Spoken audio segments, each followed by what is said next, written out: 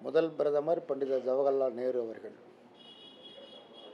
அவர் அயலுறவு கொள்கை சம்பந்தமாக ஒரு கொள்கையை பின்பற்றினார். அவர் மட்டுமல்ல, நாடே பின்பற்றியது அணிசாரா கொள்கை, நடுநிலை கொள்கை என்ற கொள்கையை பின்பற்றினார். ஆனால் மோடி ஆட்சிக்கு வந்த பிறகு அந்த கொள்கையை கைவிட்டு முற்றிலுமாக அமெரிக்க ஏகாதிபத்தியத்தை சார்ந்த நிலையை மேற்கொண்டார்கள். அதனுடைய விளைவு இன்றைக்கு விபரீதமாகி இருக்கிறது.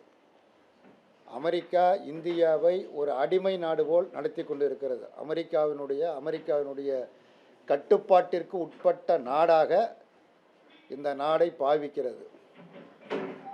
ஒன்றிய அரசிடமிருந்து எந்த பதிலும் இல்லை. குறிப்பாக சொல்ல வேண்டும் என்று சொன்னால், பாகிஸ்தானுக்கும் நமக்கும் ஏற்பட்ட அந்த பிரச்சனையில் 3-4 நாட்கள் சண்டைகள் நடைபெற்று அதை நிறுத்தியிருக்கிறது.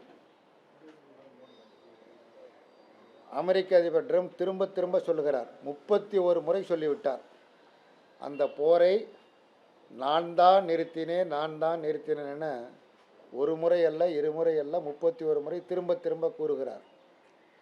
இன்று வரையில் நம்முடைய நாட்டினுடைய தலைவர், 140 கோடி மக்களுக்கும் தலைவராக இருக்கிற நாட்டினுடைய பிரதமர் அதிபர் ட்ரம்ப் கூறுவது பொய், தவறு, அப்படி அவர் எந்த தலையீடும் செய்யவில்லை, நாங்கள் சுதந்திரமாக தான் செயல்படுகிறோம் என இன்று வரையில் சொல்லவில்லை. அவர் நாடாளுமன்றத்தில் கூட பிற நாடுகள் தலையீடு இல்லாமல் தான் நாங்கள் முடித்தோம் என்று சொல்கிறாரே தவிர, ஒரு நாட்டினுடைய அதிபர் அவர் ட்ரம்ப், அவர் திரும்ப திரும்ப சொல்லுகிறார் அவ்வாறு சொல்வது தவறு, அது பொய் சொல்லுகிறார், தவறு என்று அதை மறுப்பதற்கோ கண்டிப்பதற்கோ தயாராக இல்லை.